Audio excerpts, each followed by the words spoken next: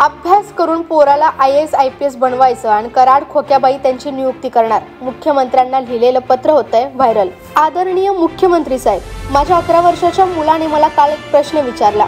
आप्पा, मी मोठा झाल्यावर कलेक्टर होऊ का किंवा त्यापेक्षा मोठा अधिकारी? त्याच्या प्रश्नामुळे मीच बुचकळ्यात पडलो, कारण माझ्या समोर बीडचं प्रकरण समोर आलं. वाल्मिक कराड, त्याचं टोळकं, धस, मुंडे, तो खोक्याबाई. अभ्यास करून पोराला IAS IPS बनवायचं आणि असल्या फालतू लोकांची चाकरी करायला लावायची.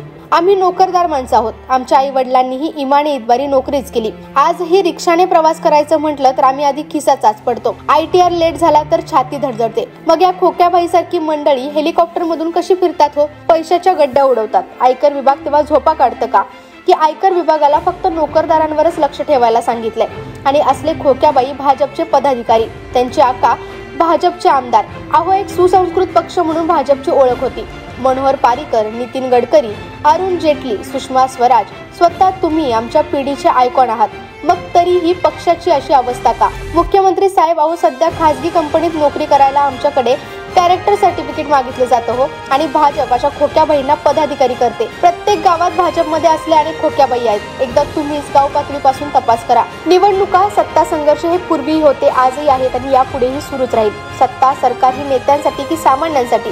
पैसे कमवण्याची ऐशोआरामाची एक सीमा असते. आजही तहसील, तलाठी, DLR, TLR कार्यालय यातलं एकही काम तिथले कर्मचारी पैसे घेतल्याशिवाय करत नाहीत.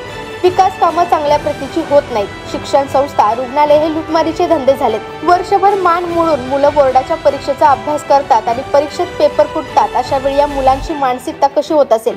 ही सगळी कसरत करत आम्ही मुलांना शिकवलं तर त्यांची नियुक्ती खोक्याबाई किंवा कराड सारखे भाई करणार का? आमची मुलं धस, मुंडे अशा आकांचे आदेश ऐकणार का? त्यामुळे आता माझ्या मुलाच्या प्रश्नाचं उत्तर तुम्हीच द्या.